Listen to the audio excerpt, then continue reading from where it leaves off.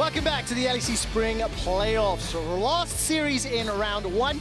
Rogue are 1-0 up over Mad Lions. Mad Lions have side selection as they lost the first game and they've elected to stay on the red side.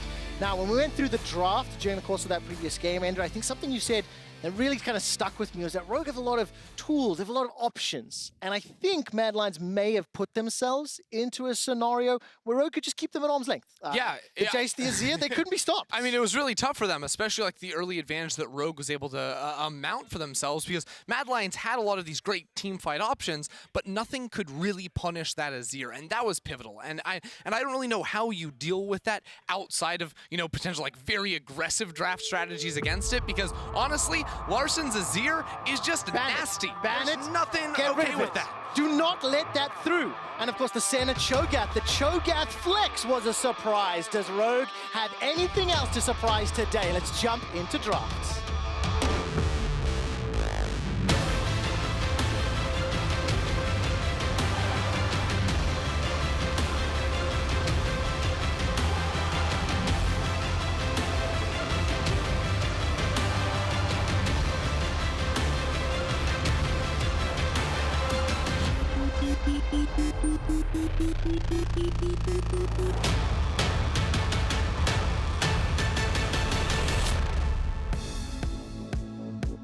Time to get funky in game number 2. Odoamne, one of the players that we've talked excessively about throughout the course of the split, has been so influential for Rogue. He played perfect bait. Perfect bait. Okay, Trevor, I don't know about that. In the last team fight, his flash was really sick, but man got caught a lot in game 1. He did indeed. I just wanted to test the waters on that one. But ultimately, I think Larssen, his Azir, as well as the rest of the team composition from Rogue, were able to turn around many of those team fights, and the advantage they built up early was huge. The reason I'm buying a little bit of time is I want to see if anything's going to change. In game 1, Tristan and Hecarim were the first bans from both respective teams, followed by Lucian Twisted Fate for Rogue and Gnar Kalista for Mad Lions. Surely they do not let Azir through again. I mean, the interesting thing is, I think looking at it, they likely will if we expect them to ban the Kalista one more time. I was curious because I think in both previous series we've seen, the winning team has actually made some draft changes already from the bans and whatnot, trying to really mix things up and confuse the opposition that was preparing for very similar picks. It will be a Jace instead of that Kalista, and yet Rogue still value the Senna coming on through, and I think it makes a whole lot of sense. Again, Senna can offer you so many different options, and of course that late game scaling. The Jinx didn't seem like a fantastic answer into it. Of course, like Carzzy did very great on his own, but that bot lane was like very tumultuous back and forth. It absolutely is. And play-by-play analysis here, it's Jinx Orianna instead of Orianna Jinx. All right, so slightly different order, but the Cho'Gath will once again come in as well as the Azir. Now, this is a pivot. Jace was phase 1 blue 3 in the previous game. Now it is locked in for Larssen. And honestly, I think that the Jace may have been picked, or the Azir may have been picked here even without a Jace ban. Just looking at the last game, that would be the assumption you make, where Mad Lions then banned the Azir in phase 2 last time, removing the Lilia and the Aatrox. Maybe the Aatrox not quite as highly valued. Still, we let Thresh through. Rogue don't care about it. They want to give it to the Mad Lions. Didn't seem like it was a huge problem for them, apart from a few of the picks they got in the bot lane onto Odoamne as well. Overall, Rogue are not concerned about that champion. Now, talk about this Cho'Gath for me. What would it take to flex this into the top lane? And like, if we see a top lane picked in here, or do you feel that based on the success of the previous game, Rogue may just put it down bottom because it's worked? I think that's exactly what they're going to do. Okay. I think there are options, but ultimately, like, what sort of like bot lane pairing is that bad enough that you need to move the Cho'Gath? Or what sick counter pick is Cho'Gath into whatever Armut picks in top lane? I don't think that will realistically happen. And it worked into the Jinx Thresh previously as well. Despite a good play from Kaiser managing to flash Flay, it was in fact the 2v2 kill set a follow-up from that was very important. Phase 2 bans, Mad Lions have pivoted a little bit here. It was Volibear, Lilia and Aatrox. Now it is the Lilia.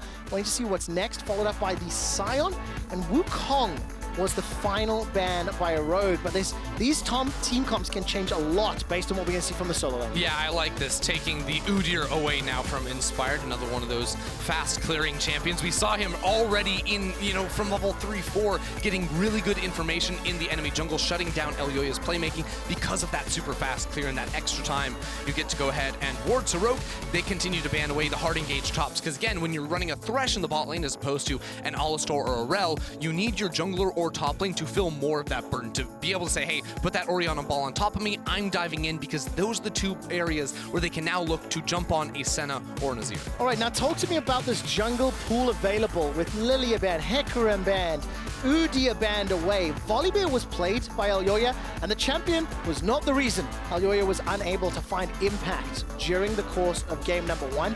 If he wanted to, could lock it in here and allow Armut the option to counter pick. And this is a run it back team composition for Mad Lions, barring the top lane engage. It is still the archetype we want to see ticked off, that primary initiator. Then the question is, what does Inspired move to? Because now he doesn't have the Udyr that was sort of the natural response into that. Has played more aggressive early game junglers like the Jarvan in the past. A Graves would certainly again fill the role of, pretty fast jungle clear going through, has the ability to walk into the enemy jungle using his lane priority. But now that the Aatrox has been left open, that's going to be the blind pick for Odoamne. So right now, Rogue, they got a lot of sustain. Again, they've got a pretty solid team fight, potentially even a better team fight now, and have some room to play more aggressive jungler for Inspired, because this time you don't have a Jace, right? So the Aatrox is going to tick off that frontline checkbox. Let's find out what this jungle champion pick will be. The Graves, 2 games played for Inspired throughout the course of spring, both of them victories.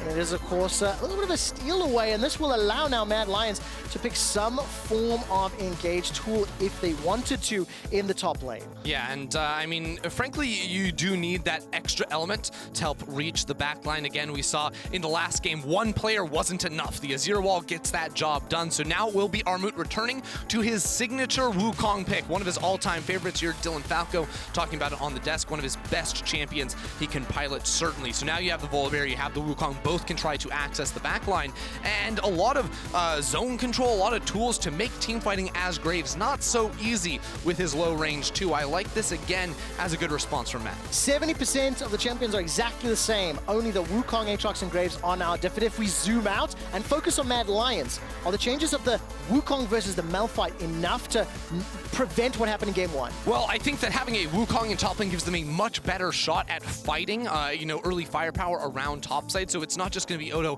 fast pushing wave over and over again, letting Inspired take Elyoya's Krugs every single time they respawn, and that's going to be a big difference. Mid lane, you still favor Inspired, or Larssen rather, and you have to solve that problem, because if you lose mid lane every time, you have no pressure there either. It becomes so hard to play the jungle. It really does, and when we see what Larssen has already done on this stage, back in the studio for Rogue and the Mad Lions, earlier in Ready Check, the questions were asked, the same questions that were asked of Mad Lions when they went to the World Championships, playing on stage versus playing online. In game number 1, they were absolutely controlled and suffocated by Rogue.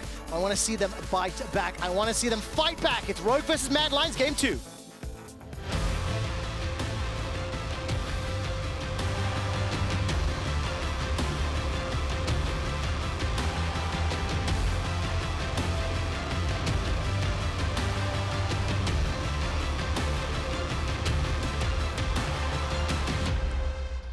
Welcome to Summoner's Rift as Rogue lead the series 1-0.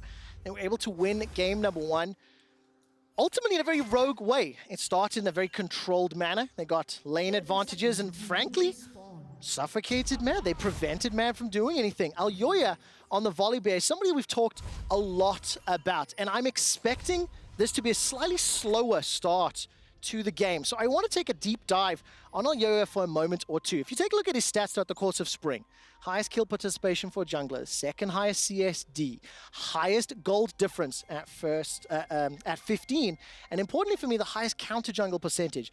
This is a debut on the LEC stage for a new player, and he is leading the league statistically. Yeah. I think, Ender, you were calling him a cerebral jungler right at the beginning of spring. I mean, he just sort of does it all. His early pathing is fantastic. The influence he has over a game, even, you know, you hear their coach talking about how he drives so much of the shot calling in the early stages too. It's very impressive. So I wanted to go one step further. I'm like, you know, we've got a lot of other really great junglers in our league, you know, Self-Made, Jankos, Inspired, of course. So I asked our stats team, let's dive a little bit deeper. Let's see their rookie seasons. How competitive were they within, you know, the competition in their league? And frankly, Elyoya looked the best out of all of them when you compare the rookie splits. I mean, Ender, I can put some numbers to that. It's a slightly philosophical approach, but if you look at things like damage per minute difference, if you look at CSD, goal difference at 15, and his opposite number, Inspired. When Inspired made his debut split, 6th in the ranking, 6th in the ranking, 9th in the ranking, 11th in the ranking. I tell you what, how about Jankos, who just won yesterday? In his debut, 5th in the ranking, 3rd, 4th, 5th, 5th. In actual fact, the closest dominant performance was from Self-Made, who has a 1st, a 3rd, a 2nd, a 3rd, but still not statistically as impressive. Now, the reason we're going a little bit over the top here is just how impressive it is for a brand new player to be delivering this level of performance against those guys. And look, metas change, champions change, players change. So this is not a scientific approach to tell you Elyoya is or is going to be the best jungler in the league. But what this does tell you is that he is going to be one of the best for a very long time, already being so competitive right from the get-go. This guy's going to be around for a while, and that's why the early game that Rogue put together in game 1 was so insane, because from level 1, they had wards in the enemy jungle. From level 4, Inspired full clears, then wards Krugs again to see Elyoya come back to his top side. Then they continue to shut him down, and he's on an early game champion. Champion that wants to fight crabs, wants to gank lanes, the Volibear. He could not get anything done, and I actually think that Elyoya has decided to change things again in this game, so there may be a Scuttle Crab fight. You'll notice Elyoya is rocking the Predator, so he really wants to have the ability to close the gap and influence these lanes. Well, let's find out if he can, because it's Kaiser with a death sentence into a flame. Mad Lions picked up first blood in game number 1, and they do it in game number 2. A near carbon copy of the previous game's engage. Inspired drops down a smoke screen, chucks a couple of shotgun blasts into Humanoid's backside, and he's able to run away for his life. And while that's going on, Elyoya is making his way down to the bottom bush as Trymbi's already TP'd into lane. Yeah, that was just a huge 2v2. And again, you know, last game we saw Rogue's 2v2 getting it killed, and Mad Lions is going back and forth. So getting that confidence right from the start, very big for the Mad Lions. Again, when you almost expect to have a lot of losing lanes in those solos, you can already see Odo crushing the CS up towards the top side. Not even that many minions to pick up, but Hansama, he's caught out. There's a flash available for Hansama. He's going to get caught out. There's the engage coming up from Elyoya, dropped to 50 HP, and Carzzy follows it back. Elyoya will now be able to set up another. Gets them all down under Trymbi as the rockets are flying, 200 HP. Mad Lions, 2 kills and 1,000 gold leads. It's massive, and Elyoya is unlocked. He's in the bot lane after the early kill, so Mad Lions have found that window, have found that point of attack where they can get kills, and Carzzy was the carry for Mad Lions in game 1. Got a huge lead. It was him versus Larssen, both with, you know, 10k gold and everyone else had 7k, but it was Larssen that found him in the fight. Larssen that was able to make it go Rogue's way, and already Carzzy getting that big lead from the bot lane is setting him up for success. Really, really important, and it highlights how Elyoya in the previous game was controlled. The amount of vision, the amount of information that was available to Rogue allowed them to play correctly. In that bottom lane, Elyoya on the invade is then able to punish Hansama and Trymbi, who were pushing a low HP Carzzy. Now, Trevor, for every action you make in the jungle, there is always a reaction on the opposite side. So while Elyoya goes bot side, gets that kill, Inspired invaded the top side after his full clear. So he took away the Krugs, was trying to contest over the Raptor camp too. So Inspired has a lead in the jungle in terms of gold EXP a little bit, but Mad Lions aren't going to slow down. They want to hit it once again. There are no summoners for Hansen Trymbi, but right between the uprights, it's a double rupture into the Feral Scream. Teleport is coming in as Odo has arrived for the fight. He's got a flash available to him, and Inspired may be able to cut off Kaiser, who's got no flash available. The chains will be sidestepped by Elyoya, but Odo chases with a Q. Now all of a sudden Rogue find themselves 1 kill, and Inspired and Trymbi will be able to run down Kaiser. Kaiser gets himself a blast cone, may end up wanting to run away from Larssen. Yeah, do not give that man a free kill. That is, you can't do that, please. No, and honestly, the longer they keep Kaiser alive, the better it is for Rogue. This is good. No, this is genius. Kaiser wants to into tower right now because the longer he stays alive, the longer he doesn't. Oh! What? A solo kill for Carzzy. And they're keeping him behind. Forward. Yes, give me all the fights. Armut's joining the fray. The Cyclone's available to him. It's a level 4 Cho'Gath. There is the spin, looking for the win. The zap into a crushing blow for the 4th kill for Mad. There are so many minor, microcosms that are completely changing this game because, Inspired's trying to keep Kaiser alive for as long as possible so he doesn't get to bot lane to support his AD carry. Then his AD carry just gets a kill in the 1v2. I don't know how in the world that happens. And then Armut, who didn't use his TP to get to bot lane for the initial play when Odo went in, Armut was level 5, so he couldn't cancel the recall. He had no mana, so he didn't want to follow that teleport in. Well, he hits level 6. They have the vision from that play. He gets back to base. He has mana, so now it's his time to shine once Trymbi is solo bot. And so important, the 20 CS advantage that Odo's been able to build up is somewhat counteracted by this kill that Armut has secured. We will need to track the gold and the itemization as Kaiser will be standing inside of that Brambleback bush, and now a little bit of pressure from Inspired as well. Inspired's going to take the Blast Cone over the wall as the lanes are now going to reset. Rogue pushing mid very heavily. Plus 12 CS advantage for Larssen as Humanoid will once again be backed up by Kaiser. And you can see that on the reset, the 202 Carzzy making his way back. Trevor, both junglers are like 1 minion away from level 6. It is dead even. So winner of this red buff maybe unlocks the rest of a fight. Larssen wants to go in. No flash, Elyoya. Manages to find the scoop on the Emperor's Divide. Elyoya, no level 6 just yet. The smite gives them such a gigantic bunch of HP. Inspired does the same in reply. Armut will be able to get the crushing blow. Inspired dashes to safety. How did he stay alive? Armut's now running for his life. Blast Cone's over the wall. The super mega death rocket is flying from downtown. Split between Mad Lions members, and the shockwave will only catch Larssen, but there's not enough damage. Odo drops down the Darkened Blade as Armut dashes forward once again. Cyclone is a few seconds away. Elyoya! Here comes Elyoya, bringing the thunder to Rogue. 2 more kills to the Mad Lions. It's animal style early game, and that's going to be all for the Mad Lions. Kaiser has even forgotten about bot lane. He's tracking down Inspired. A very low Inspired. No flash, no ultimate Elyoya. He wants to kill him. He's going to do it. The death sentence from Kaiser. Lucky number 7. 2,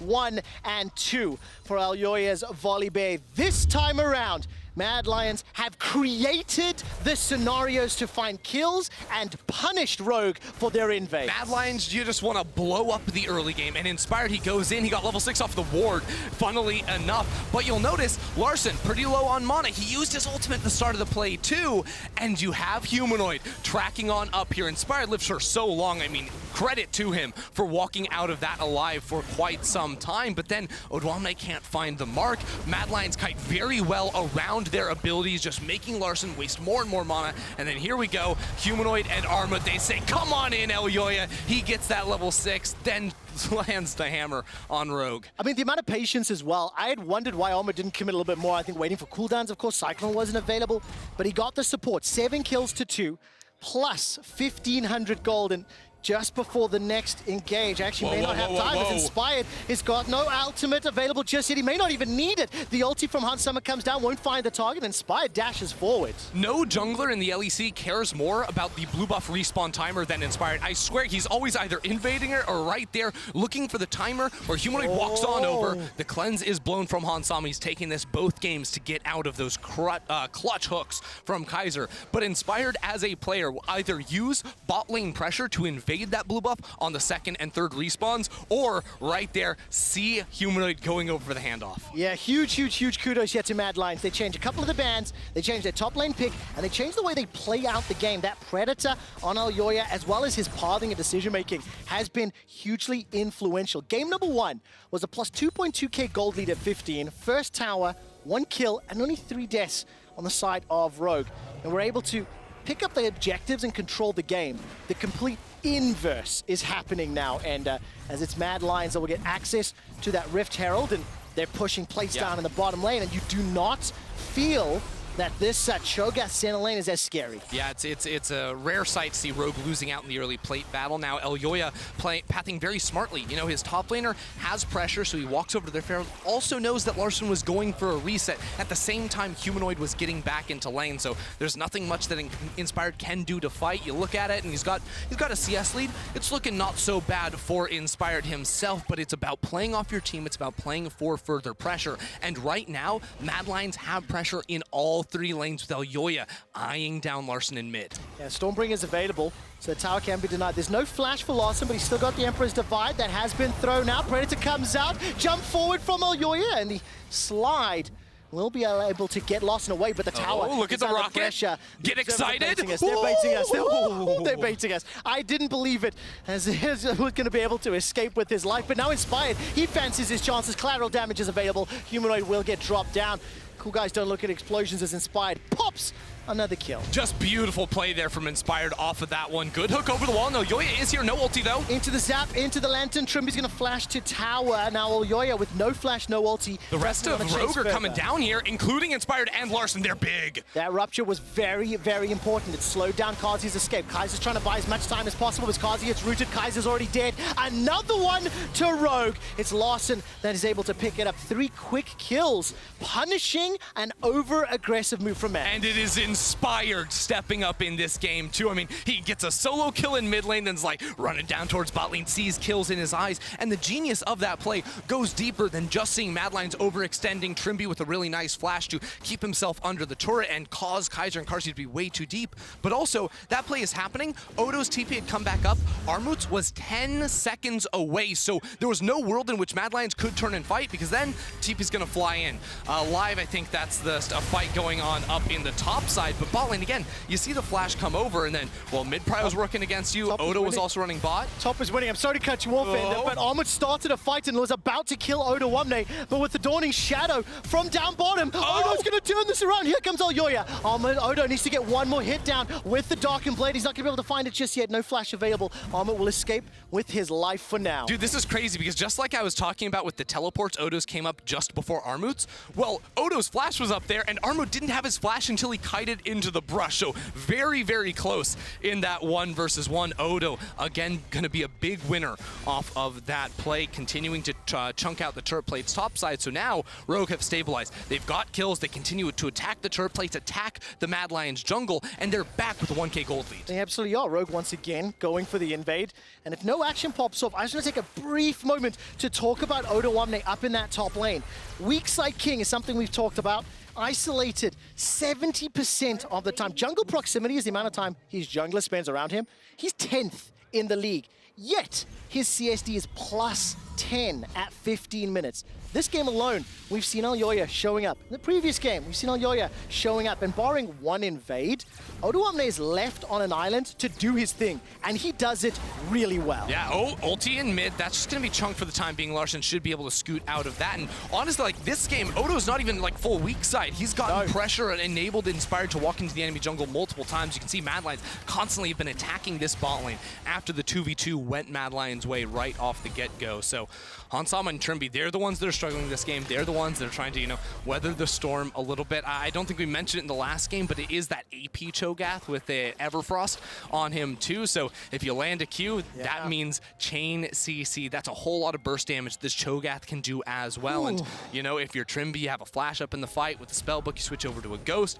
you're just looking for Carzzy. That's all that Rogue need to do is kill Carzzy. And yes, there are other damage threats on the team, but with the way the early game has gone, that Carzzy was so pivotal to Mad Lions in the last game, that's mission statement #1 for Rogue. We're hitting 15 minutes, and in the previous game, there was 4 kills by 15 minutes, and Rogue had a 2,000 gold lead.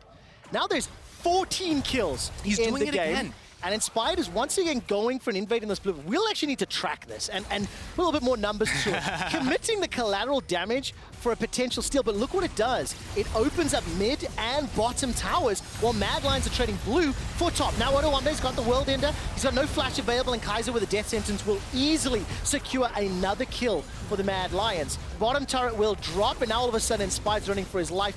because Larssen cannot take the mid. Yeah, Inspired thought they could knock out that tower and then go for the 2 versus 2 there, but the minion wave was killed a little bit too quickly. Really good punish there. Mad Lions killing Odoamne up in top side. On that weak side, uncharacteristic death coming through from Rogue's top laner. But honestly, like, I almost have to go back to Inspired just a little bit because we've seen him run the same invade play every single time. Both buffs have respawned. Both times on red buff, he was there with Larssen. That time, he's trying to sneak around, see if he gets the right timing on Humanoid walking over. And I can't help but feel like sometimes Inspired's pathing has been a little bit predictable in these ways. Like, when he used to play Olaf on blue side, yes, he always invaded the second blue spawn. Every single time. He would often invade the first blue spawn, and he gets the smite on that, so no problem for him. And yet, even though it can be predictable at times, there is often very little counterplay because he's always working off of his lane's pressure. And that invade for blue, like, usually what you'd see, and I'm gonna have to do some quick little pull up here on the invade, because often with bot lane prio, you invade blue buff going straight underneath it, just like that. Well, when you have that mid lane prio, that's when you see him camping in the brush right here, looking for the transition over for his mid laner. So it's these minor differences in his pathing, working off of which lane is winning the most for him, that makes him so stupid good. Yeah, the problem is, for anyone dealing with it, Larssen on Azir and this mid lane winning has been consistent. 2 games in a row that Larsen's had the pressure advantage. And even though CS is even, it's the 2nd game in a row that Humanoid has lost his mid lane turret relatively early. And in an Azir Orianna matchup, I feel as well, much earlier than you'd normally anticipate. It's 2 towers apiece. It is 1 dragon in favor of Rogue, and with 20 seconds until the next Infernal, Mad Lions have made it very, very clear that they are setting up for this objective. TP will be up for Larssen in just a moment or two, and he's already got that Luden's Echo completed. I think he can do a lot of damage to this top tower, maybe even Oh, I love Kaiser's positioning. Really good setup, but a better flash from Trymbi, and now big ultimate gone from Humanoid. This tower goes down from Larssen. It's still unsure if Rogue want to commit to a fight. I think they just go for the Herald. You get the full push on mid-wave. Rogue are playing for the money, not for the buff, and I think this makes sense considering Larssen, he's got a big lead over Humanoid. You know, yeah. 1,200 gold for the time being, but none of that is showing in his items right now. Humanoid actually even a little bit ahead off of that reset with the Amp Tome. You see 2.4k in the bank for Larssen. So Rogue, in the last game, you notice, they waited for their big fight, sending Larssen to a side lane so he could get a Rabadon's 3rd item and then come back in, and no one can touch him. Rogue, very smart at playing around the item spike specifically of Larssen, and that's what you have to do when Azir is your primary carry. 2nd game in a row that Rogue have conceded the dragons, especially the earlier ones, to prioritize either towers or pressure in the lanes. We saw it in the previous game where Mad Lions were able to pick up a 2-1 dragon lead, and Rogue just didn't care. They picked up a lot of farm on their side lane. Odo in particular, he was running the Jace. He was able to get significantly further ahead of Armut's Malphite. Now this time round, it's 1,000 gold separating the teams. Armut's got himself the Divine Sundra. He's got himself the Cyclone. He's got himself some healing reduction, the ability to actually get in and disrupt things, and I like the mobility tools that both Wukong and Volibear will be bringing to these fights, because getting through all of the peel and the disengage tools of Rogue was very, very difficult in the previous game. Yeah, and you know, the Mad Lions sort of learned halfway through the last game, you can't send everything in at once. You have to layer it, stack it a little bit better. And Elyoya, I think, has took that learning a step further, because like with the Predator now on the Volibear, you saw his first gank around mid lane. How did he go for that gank? It was under turret, but he didn't lead with his ultimate, the thing that makes him go unstoppable. He led with Predator plus Flash plus Q for the instant stun. Then the wall comes out, then he uses ultimate to get over the wall. And now with Predator plus the chem tank there too, whenever he has his flash as well, that's what he's going to use first to get into the fight, and then you get over that wall with your ulti. Armut should never be coming flying in from the front. He wants to come in from the side after that ult is blown by Elyoya. Then with the flank, he gets in there with his big ult himself. So I'm going to keep looking for vision, because I think Mad Lions don't yet have sufficient vision to really pull that off, like, say, around any of the big objectives. Ooh. Shockwave will force a flash from Hansama. That is huge. That is a big win for the Mad Lions. Collateral damage is used just to clear the wave out. The Mad Lions unable to pick up that tower. And I think in the previous game, Rogue had very strong early and mid-game vision that allowed them to just accelerate and push this lead further forward. Rogue are going to have to play a lot more respectfully, because look at the options that Mad have available to them. Armut is sitting waiting in the wings. They're going to try jump onto Inspired, who has his flash available. And there is the invisibility there and not going to be used just yet. Rogue going to play it safe again. We saw this a lot last game. Larssen split pushing topside. You have to be careful. Now Inspired has to run away. He absolutely does. The split just come down. Elyoya is not going to be able to find the kill just yet, but Carzzy will. Fishbone's doing all of the work. The zap is sidestepped. The Frostwolf will slow down further. And a Feast will do good damage to Kaiser, but at 20 minutes on the clock, that's Baron timing. Bad Lions, they see the mismatch in numbers. They see an Inspired. They get the shutdown onto Carzzy, too. How good is that for Mad? That's exactly what you're looking for. Now, around the Baron pit, there are still threats. Odo with his ultimate. Insane sustain. Mad Lions have seen that go to work before this split. Larssen has his ready, too, so Mad Lions still have to be on their game here as Rogue come closer to the river. Armut's waiting to play disengage. There's the peel away from Rogue. Baron has been stopped for now and interrupted. Teleport was committed by Humanoid, and there's been enough time bought for both Inspired and Trymbi to respawn, so they should be able to get in place. Mad Lions will not restart the Baron, but now they are the ones that are in control of the gold. And Mad Lion's going to chill out for a little bit. Larssen, you can see, still working his way towards the Rabadons. He's going to go back to base and find that. And again, Rogue have to be better here. They know Larssen's toppling. The same thing happened to them before, but Elyoya is so ridiculously fast with the Chem Take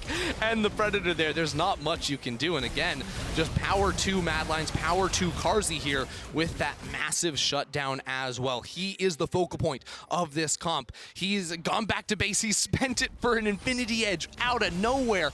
And if you were remembering last game, it was Larssen and Carzzy tied with this same amount of gold. Yes. Now it is Carzzy with a sizable advantage here. It's an entire item for him over Larssen. Very important as well, Elyoya and the way Mad Lions played that engage in the mid in an outer turret, it shows the learning and the adaptation from game number 1. It is a clear demonstration of what you talked about, Ender, the staggering of three item Jinx at 22 minutes destroys Baron. Rogue are not going to be here fast enough. No, they're absolutely not, and Rogue are now going to be in trouble. What can they get on the back away? Humanoid's got the Shockwave available, a number of targets. Inspired dashes forward. Shockwave comes out. Humanoid takes him out to the solo kill, but in the back fight, now Hunt Summer's running for his life. Mad Lions have destroyed Rogue where they stand. 1, 2, 3, 4, 5. Not just yet. Odoamne's running for his life. It's a 1 for 4. The zap will slow him down. Carzzy's going to have a flash from Kaiser into the flay. Odo gets the heal for days, but you cannot get through. Carzzy's fed Jinx, the ace for Mad Lions. Carzzy gets 4 kills and wipes up the rest of the fight, but it was Humanoid with the solo kill onto Inspired, living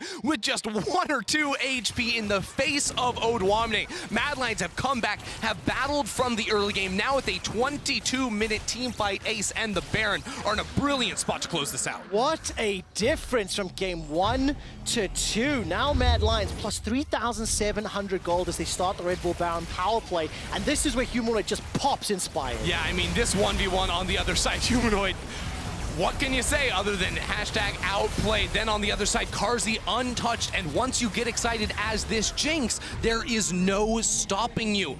Larssen's Azir could not do anything there, and well, you just chase down for the final one, the little cherry on top. I mean, Carzzy, 8, 1, and 3. He's got the Eye Edge, the Phantom Dancer, Kraken Slay, got himself another BF Sword as well, and the Stopwatch, and What? 8,000? That is... I'm doing the math. I think that's more than all of Rogue combined.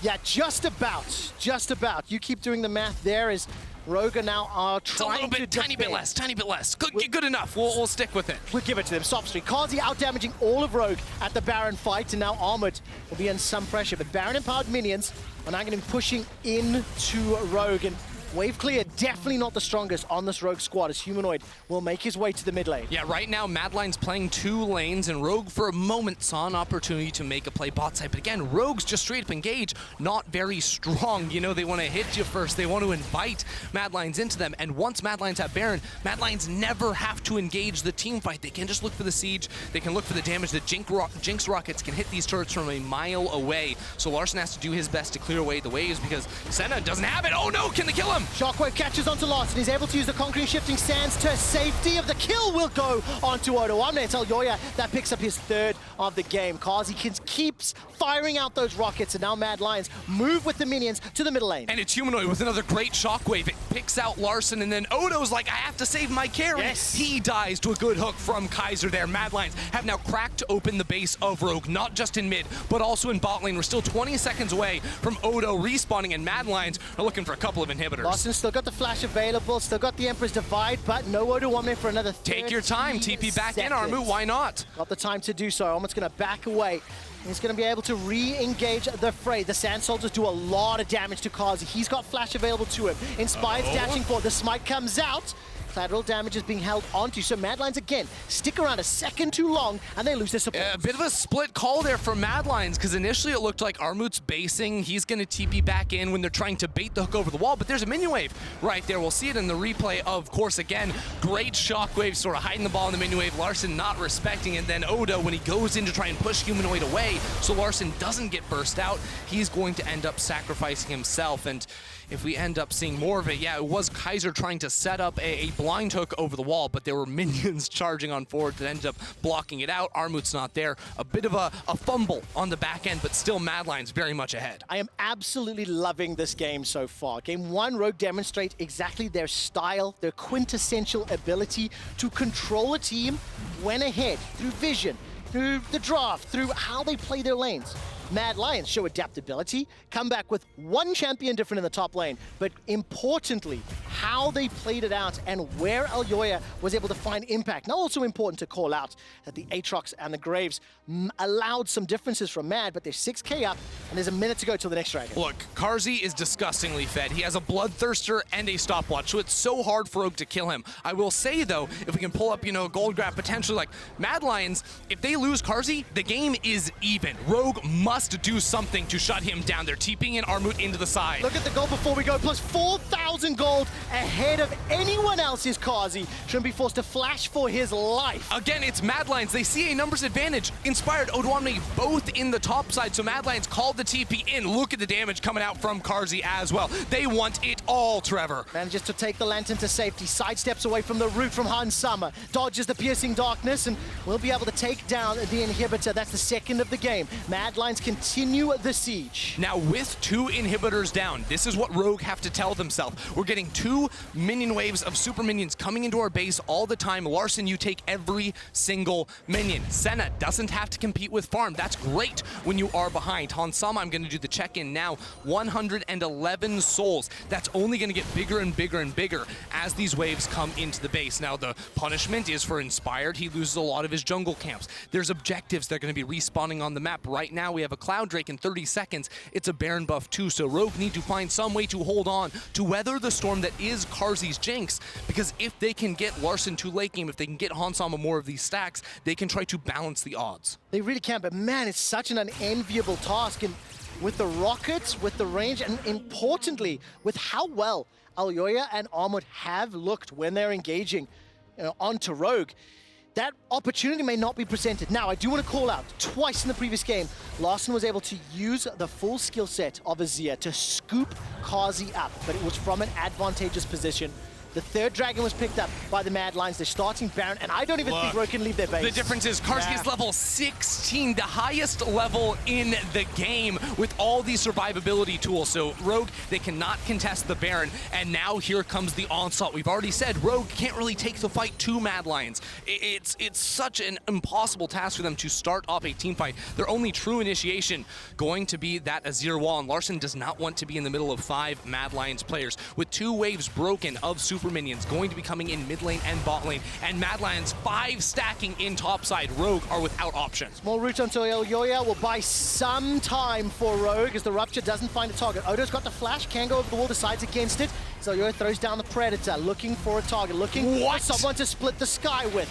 Carzzy still got that super mega death rocket, and the heals from the piercing darkness are doing a lot of work on Hansama. With 2 crits, Carzzy can 2-shot Hansama. He is so insanely fed. And look at the itemization difference. Bloodthirster completed, that's the 4th for Carzzy, plus Kraken and Zeal for Hansama. Trevor, it's an AD carry versus a support. Oh, I apologize. That is so true. It's only an AD carry once Hansama gets 3 items, and he's a long, long way away from that. Elyoya is coming in from the side. Got the ultimate available, and he snaps Hansama's neck as Carzzy sends him to the fountain. Mad Lions are now in a 5 versus 4 with Baron empowered super minions pushing into the base. Odo forced to flash for his life. The shockwave doesn't find a target because Odo's out of dodge, and he will not go down just yet, but the Nexus turrets will. The first has fallen, the second has fallen, and next will be the Nexus. Humanoid's trying to buy some time, but it feels so futile. It feels so insignificant because Mad Lions even out the series.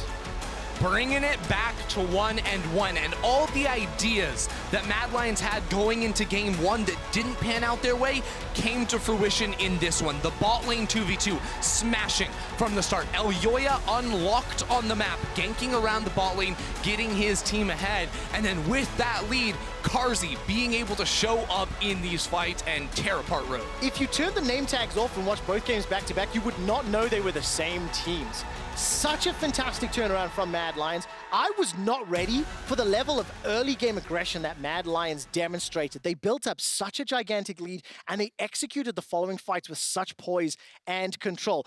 We do have to run. Mad Lions have answered back in game 1, and when we return, Drakos, Vedius, and Dylan Falco will tell us how they did it. Look, the Kaiser duo, broken. Karzer's insane.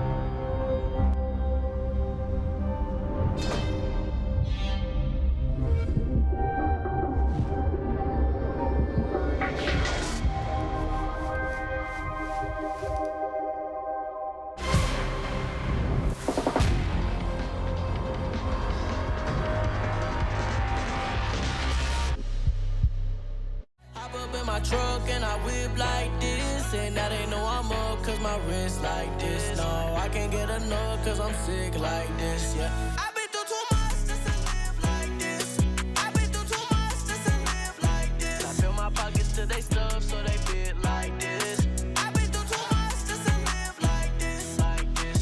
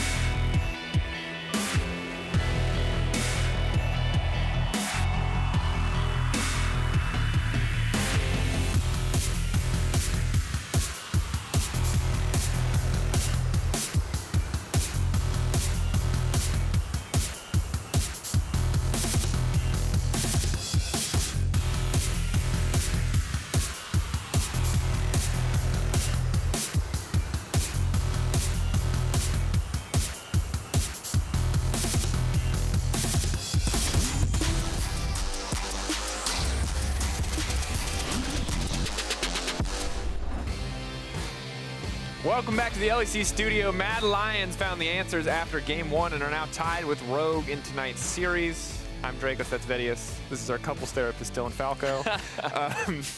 Here to guide us through the trials and tribulations of a caster pairing. But before we get to that section, we should talk a little bit about this game, look at the draft again. I was skeptical when I saw the run back of the Senna Cho'Gath bottom lane, but it does feel like Mad Lions made it work in the end.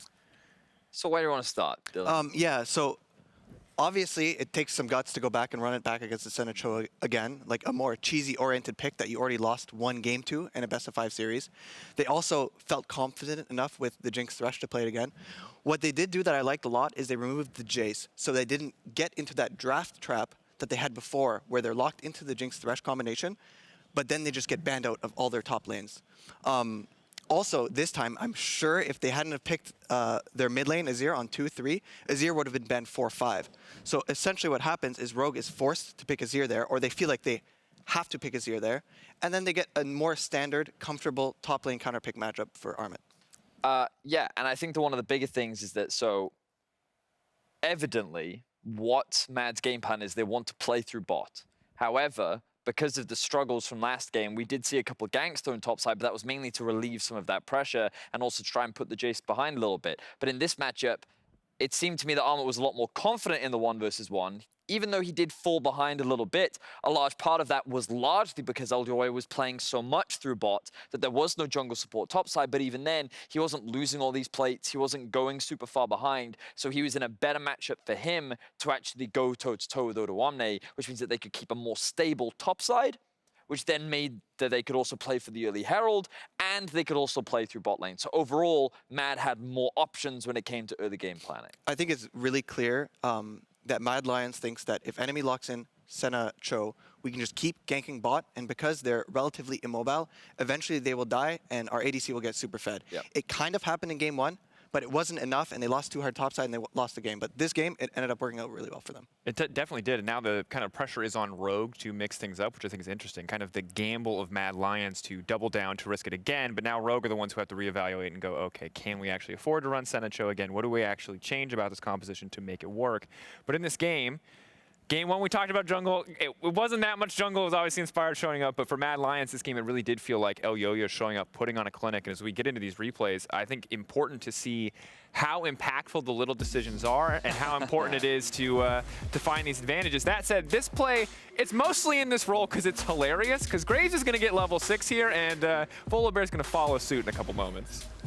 Yeah, so actually Grace hits level 6 off of killing the ward, and you see Elyoya is going to come in here to try and fight, and he realizes as well, wait, I should probably go hit level 6 too. He runs down, you can see off screen here, he actually is auto-attacking the ward here. He hits level 6, comes back and lands a clutch ultimate to turn the fight. It's crazy how these split-second decisions are so important. Look at this. Yeah. Gets the level 6 mark, realizes that I can get it too, and then levels up and then rejoins the fight. And the thing is, this is so important because we talked about how the main focus was to play through bot side of the map, but Inspired was using it as an opportunity to consistently attack the topside jungle camps. And the reason why I wanted to highlight this earlier and why this play was so impactful, if we can pause it just very quickly, like Elyoya's purpose is to try and get ahead. He wants to try and snowball the bot side of the map. And he also doesn't want Inspired to run away with the game. Inspired was starting to run away with the game. Rogue actually got a huge play bot side where they got a bunch of kills. And Rogue, if the game kept like in this neutral state, they were gonna get ahead. So what Mad needed to do was find an opportunity to try and get more gold onto the Jinx and break open the map and take down this mid-tier 1. And this play from Elyoya was super clutch. Like this shutdown onto Jinx, their primary carry, is such like a game-defining moment to me.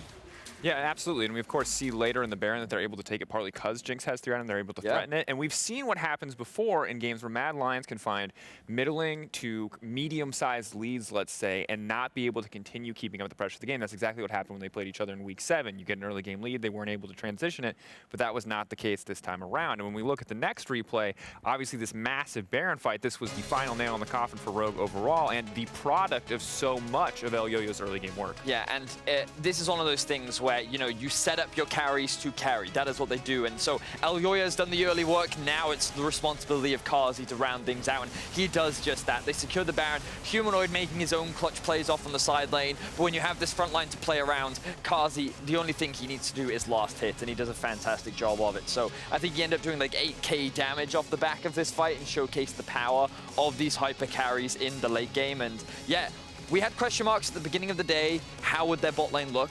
We often said that they were very up and down throughout the regular season, but it feels to me like Carzzy and Kaiser definitely on form, and Elyoya doing a lot in the early game to enable them. And they're also very clearly like drafting to Carzzy as well. He's playing hyper carries. He played Jinx in both games.